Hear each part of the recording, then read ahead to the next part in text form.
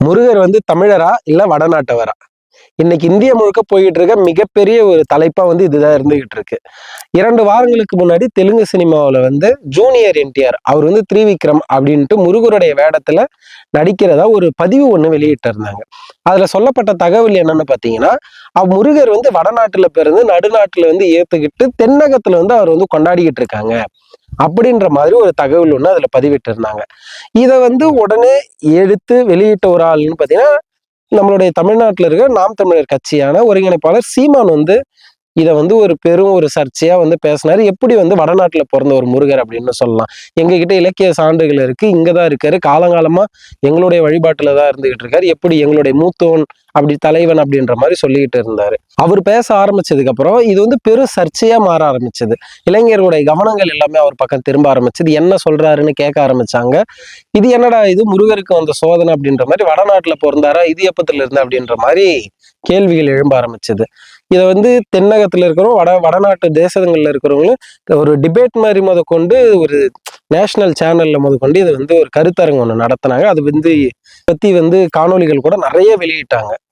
இப்படி சர்ச்சை போய்கிட்டு இருக்கும்போது அந்த தெலுங்கு பட குழு பக்கம் இருந்து எந்த ஒரு தகவல்களும் இப்படி ஒண்ணு அப்படி தவறு இல்லை அப்படின்ற மாதிரி எதுவும் ஒண்ணு வெளியிடல. ஏன்னா அவங்க திட்டமிட்டு தான் காலங்காலமா தமிழுடைய அனைத்தையும் திருடப்பட்ட மாதிரி இன்னைக்கு தமிழுடைய மூத்தோனுக்குள்ள தலைவனான முருகனையும் வந்து அவங்க திருடுறதுக்கான முயற்சி ஒண்ணு இது பண்ணிக்கிட்டு இருக்காங்க.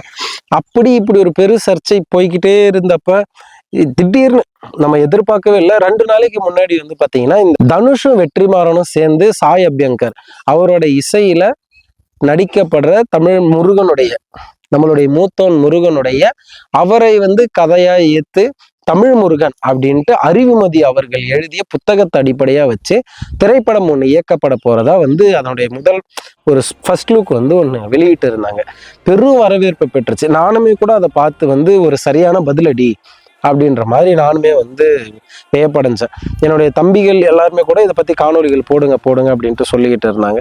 அப்பதான் சரி நம்ம இதை பத்தி பேசுவோம் அப்படின்ட்டு நம்ம நினைச்சப்ப நமக்குமே இதை பத்தி நம்ம சொல்லிதான் ஆகும். ஏன்னா இது நம்மளுடைய கடமை அப்படின்ட்டு நம்ம நினைச்சது. அந்த ஃபர்ஸ்ட் லுக்ல பாத்தீங்கன்னா யானை வந்து காட்டுறாங்க. அதாவது யானை மீது முருகன் அமர்ந்து வருவது போல ஒரு காட்சியை ஒண்ணு வந்து காட்டுறாங்க. வேலேந்தி போர்க்களத்துக்கு மத்தியில படைகள் சூழ ஒரு சூரிய மறையிற அந்த நேரத்துல பார்க்கும் பொழுது அதுல என்னடா இது நிறைய பேருக்கு ஒரு குழப்பம் இருக்கும். திடீர்னு அந்த தெலுங்கு சினிமாவுக்கே ஒரு திடீர்னு ஒரு தூக்கி போட்ட மாதிரி இருக்கும். ஏடா இது முருகர் வந்து நம்ம மயில் வச்சு போட்டா இவங்க என்ன திடீர்னு யானையை கொண்டு வந்து நிறுத்துறாங்க அப்படின்ற மாதிரி ஒரு பெரும் ஒரு அதிர்ச்சி ஏற்படுத்தியிருக்கும். உண்மையான ஒரு ஆச்சரியம் என்னன்னா, எப்படி சேவல் சொல்றோமோ மயில் சொல்றோமோ அது போல பாம்பு இருக்கு, ஆடு இருக்கு, அது போல யானையும் வந்து முருகனுடைய ஒரு தேர், அதாவது வாகனம், அவன் பயணிக்கிற ஒரு எல்லாத்துக்கும் உதவன இந்த யானை வந்து 5 இணைகளை வகுத்த தமிழர்கள் குறிஞ்சியை முதல் திணை ஆக்கிய போது அந்த குறிஞ்சியில தோன்றிய மாந்தர்கள் அவங்க கத்துக்கிட்ட அனைத்துமே இந்த யானைகள் வந்து பெரும் பங்கு வகிச்சிருக்கு. அப்படி யானை வந்து ஆபத்தாகவும் அறிவாகவும் ஒரு சிறந்த ஒரு விலங்கினமா இருந்ததுனால அவங்களுடைய அத்தியாவசியங்களுக்கு கூட இந்த யானைகள் வந்து பெரிதும் வந்து உதவி இருக்கு. அப்படி ஒரு விடயமான இந்த யானை போர்களுக்கும் வந்து பெருசா உதவப்பட்டு இருக்கு. தமிழர்களுடைய போர் வீரம்னு ஒண்ணு எடுத்துக்கிட்டாலே யானை அப்படின்ற ஒண்ணு இல்லாம நம்ம வந்து சொல்லவே முடியாது.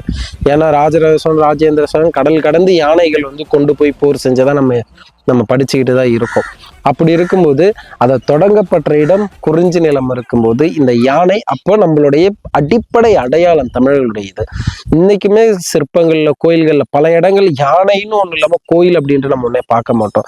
இந்த முருகன் கூட இணைக்கப்பட்ட இந்த யானை தான் பிற்காலங்கள்ல தனி வழிபாடா முருகனுடைய சகோதரன் போல யானை தனி வழிபாடா தொடங்கும் போதுதான் பிற்காலத்துல அதுக்கு ஒரு கணபதின்ற ஒரு பேர் வச்சு விநாயகர் அப்படின்ட்டு வணங்கப்பட்டு அவங்க ஒரு கதை எழுத ஆரம்பிச்சுட்டாங்க. இப்படி ஒண்ணு நடந்துகிட்டு இருக்கு.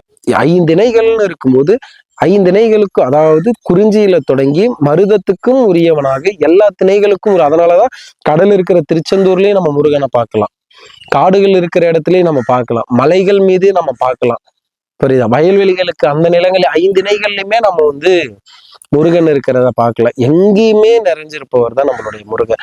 இப்படிப்பட்ட நம்மளுடைய முருகர் வட தேசத்தவரா அப்படின்ற கேள்வி தமிழ் இலக்கியமான இந்த பரிபாடல், அதுல அப்புறம் பக்தி இலக்கிய காலகட்டத்தில் இயற்றப்பட்ட திருமுருகாற்றுப்படை, இதுல இருந்தெல்லாம் சான்றுகள் எடுத்து சொல்றோம் அப்படின்ற மாதிரி அவங்க சொல்றாங்க. உண்மை என்னன்னா இதுல தெளிவா புரிஞ்சிக்க வேண்டிய ஒரு விடயம் ஒண்ணு இருக்கு. எந்தெந்த காலகட்டத்துல ஏற்றப்பட்டது, யார் யாரால மொழிபெயர்க்கப்பட்டது, யார் யாரால கண்டுபிடிக்கப்பட்டது, யார் யாரால தொகுக்கப்பட்டது, இது எல்லாத்தையுமே தெளிவா வந்து காலவரிசைப்படுத்தணும். நம்ம ஒரு பாடல் படிக்கும்போது நமக்கே தெளிவா தெரியும் இது இடைச்சொருகளா இல்லையா, வேற ஒருத்தவங்க அவங்களுடைய கருத்து திணிப்புள்ள நுழைச்சிருக்காங்களா இல்லையான்ட்டு நமக்கு நல்லாவே தெரியும். இப்ப என்ன பிரச்சனை, இத முருகனை வச்சு அரசியல் பண்ண முடியல நம்மளோட தமிழ்நாட்டுல. அதனால இவனை தூக்கிடுவோம் நம்ம. அதுதான் இப்ப அவனை எடுத்து நம்ம உரிமை கொண்டாடி கந்தன்வாங்க, கார்த்திகேயன், சண்முகன்வாங்க. இது எல்லாத்துக்குமான வரலாற்று சான்றுகள் இருக்கு. வடதேசத்திலேயும் வணங்கி இருக்காங்க முருகல். அதுல நான் வந்து மாறுபாடெல்லாம் நான் சொல்லலை. குப்தர்கள் காலகட்டம் வந்து சாணர்கள், சாணியர்கள் போது எல்லாருமே வந்து வணங்கி இருக்காங்க, பொற்காசுகள் வெளியிட்டிருக்காங்க. அதெல்லாம் நான் இல்லைன்ட்டெல்லாம் நம்ம மறுக்கலாம். ஆனா ஒட்டுமொத்தமா வழிபாடே அங்கதான் தொடங்கின மாதிரின்ட்டு ஒண்ணு சொல்றாங்கல்ல, அதுதான் ஏற்றுக்க முடியாததுன்னு சொல்றேன். குமரி கண்டத்திலே தொடங்கப்பட்டதா முருக வழிபாடு. எப்படி முருக வணக்கம்னு சொல்றாங்க, முருக வழிபாடு கூட கிடையாது. நல்லா நான் முருக வழிபாடு, நீங்க கடவுள் கூட இணைக்கிறீங்க. ஒரு மூத்தவங்களை, ஒரு பெரியவங்களை, ஒரு இறந்தவர்களை வணக்கு முறைதான் நம்மளோடது, நம்மளுடைய வணங்கு முறைதான். ஆனா முருக வணக்கம் தான் சொல்றோம், முருக வழிபாடுன்ட்டு கூட நம்ம அடுத்த கட்டம் தான் நகர்த்தலாம். இந்த முருக வணக்கம் குமரி கண்டத்திலேயே தொடங்கப்பட்டதா சொல்லப்படுது. 11,000 ஆண்டுகள் பழமையானதா சொல்லப்படுற சிந்து சமவெளி நாகரிகத்துல முருகனுடைய குறியீடுகள் நமக்கு வந்து கிடைக்கப்படுது.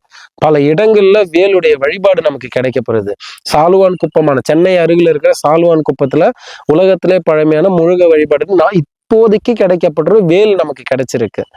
இப்படி பல சான்றுகள் நம்ம கிட்ட இருக்கும்போது இந்த முருகன், கந்தன், இப்ப இத வந்து எப்படி வந்து அவங்க கந்தன் அப்படின்னு நம்மளுடைய கந்தன்னு நம்ம இவங்க சொல்றோம். அவங்க எப்படி இதை வழிபாடு வந்து வடநாட்டை வர சொல்றாங்க பிறந்ததுன்னா, ஸ்கந்தன் அப்படின்ற ஒற்றை பேரை கொண்டுதான் சொல்றாங்க. சரியா? கந்தன்ன்றது ஸ்கந்தனாச்சு, கார்த்தியன் வந்து கார்த்திகேயன் ஆச்சு. புரியுதா? இந்த சண்முகன் நம்ம சொல்றோம் பார்த்தீங்களா, இது எல்லாமே தமிழ்லேருந்து தெரிஞ்சு அவங்க ஒரு பேர் உருவாக்கிக்கிட்டாங்க. ஆனா தமிழர்களும் தமிழுடைய மூலம் அழிக்கப்பட்டு இதிலிருந்து காப்பி எடுக்கப்பட்ட அந்த சமஸ்கிருதம் இப்ப தமிழ் மூலம் அழிஞ்சு போச்சு. இப்ப எது மூலம் நினைப்போம்? சமஸ்கிருதம் தான் மூலம் நினைப்போம். அதனால தமிழ்ல கிடையாது, இது இங்க இருந்து தான் இங்க வந்தது அப்படின்னு நம்ம சொல்றோம். அப்படி ஆரம்ப காலகட்டத்தில் நம்ம கிட்ட இருந்து இங்க இருந்து திருடப்பட்ட தமிழ் தொன்குடிகளுடைய கதைகளை தொகுக்கப்பட்டு பல கதைகளாக, வேதங்களாக மாற்றிக்கொண்ட இந்த ஆரியர்கள் இதனுடைய மூலம் இங்க இல்லை, அதனால நம்ம வைக்கிறது தான் அப்படின்ட்டு சொல்லிட்டு இங்க இருந்த தமிழர்கள் பிற்காலத்தியவர்கள் அந்த ஆரிய தாக்கத்தால அதை வந்து ஏற்புடையதான் ஏத்துக்கிட்டாங்க. இது தமிழர்கள் செய்த தவறு தான், ஏத்துக்கிட்டு தான் ஆகணும், வேற வழி கிடையாது. தமிழர்கள் தவறு செஞ்சிருக்காங்க தான்.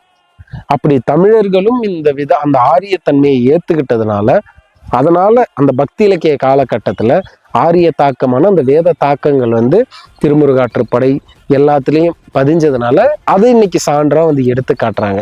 பக்தி இலக்கியங்கள் வந்து வாழ்வியலை வேணா நம்ம எடுத்துக்கலாம். அதுல சொல்லப்பட்டு இருக்கிற உணவு, உடை, அந்த மக்களுடைய கலாச்சாரம், இதை நம்ம எடுத்துக்கலாம். ஆனா அதுல சொல்லப்படுற கதைகள் இருக்குல்ல, இந்த புராணங்கள், அதை நம்ம எடுத்துக்க முடியாது. அதை நம்ம ஏன் எடுத்துக்கணும்? முதல் கேள்வி அதுதான். நம்ம ஏன் எடுத்துக்கணும்? எல்லாத்தையும் தூக்கி போட்டுருங்க. அவங்ககிட்ட இருக்கிறத நீங்க சொல்லப்படுற புராணம், 6 தலை, இந்த 6 முகம், கரம், இதை விட என்னன்னா, அது சரியா நினைவில்லை எனக்கு, அதனுடைய பேரு சரியா நினைவு வர மாட்டேங்குது. அதுல வந்து முருகனுக்கு வந்து பாத்தீங்கன்னா 6 முகம், நம்ம எத்தனை சொல்லுவோம்? 12 கண்கள், அது 18 கண்கள் சொல்லியிருப்பாங்க. இப்ப இந்த முருகன் எங்க இருக்காரு இந்தியாவில்? அப்படி நம்ம எல்லாத்துக்கும் தனக்கு தேவைப்பட்ட, தனக்கு தேவையான விதத்துல கடவுள்களை எடுத்துக்கிட்டு அதற்கு தகுந்த கதைகளை உருவாக்கிக்கிட்டு காலங்காலமா தமிழர்களுடைய தொன்மையையும் வரலாற்றையும் திருடி திருடி திருடி நம்மளுடைய மூலத்தை அழிச்சுக்கிட்டு தமிழர்கிட்ட அவங்களுடைய மூளையை மங்க வச்சு அவங்களுடைய அறிவை சிந்திக்க விடாம தடுத்து இன்னைக்கு கடைசியா இந்த போராடி போராடி போராடி இன்னைக்கு நேத்து இது தொடங்கல, காலங்காலமா தொடங்கிட்டு இருக்கு. 2000 ஆண்டுகள் முற்பட்டதுல இருந்து தொடங்கி ஒவ்வொரு காலகட்டத்திலையும் தொடங்கி இன்னைக்கு இந்த 21ஆம் நூற்றாண்டுலயே வந்து முருகனுக்கு நம்ம காப்பாத்துற நிலைமைக்கு இன்னைக்கு நம்மளே இப்படி அலைஞ்சு திரிஞ்சு லோல் அடிச்சுக்கிட்டு இருக்கோம். இப்படி ஒரு விஷயம் வந்து தமிழ்நாட்டுல நடக்குதுன்றதுதான் இன்னும் முருகர் நினைப்பாரு, என்னடா என்ன வச்சு பண்ணிக்கிட்டு இருக்கீங்க அப்படின்ற மாதிரி. எல்லாரும் கடவுளை வணங்கிட்டு போறதுல இப்பவும் தப்பு சொல்லலை. முருகரை வணங்கிட்டு போங்க, அதுல யாருமே தவறு சொல்லலை. நீங்க எப்படி சொந்தம் கொண்டாடலாம்? அதுதான் நாங்க முருகரை நாங்க கடவுள்னே நாங்க வந்து 2ஆம் கட்டமா தானே நாங்க சொல்றோம். நாங்க கடவுள்ன்ற நாங்க கோட்பாட்டுக்கே நாங்க போகல. முருகர் வந்து எங்களுடைய மூத்தவனா, எங்களை குறிஞ்சின தலைவனா, தமிழின தலைவனா, எங்களுடைய குல தலைவனா, என்ன தலைவனா, அப்படிதான் வந்து நாங்கள் பார்த்துக்கிட்டு இருக்கோம். நாங்கள் எந்த ஒரு கட்டத்திலையும் கடவுள்ன்ற நிலைக்கு நாங்கள் எடுத்துக்கிட்டு போகல. சரிங்களா? அதனால உங்களுடைய கற்பனை வாதங்களையும், உங்களுடைய கற்பனை உருவாக்க கதைகளையும், உங்களுடைய கற்பனை வேத அந்த ஸ்லோகங்களையும், உபனிஷதங்களையும் கொண்டு வந்து எங்களுடைய முருகன் மேல யாரும் திணிக்காதீங்க.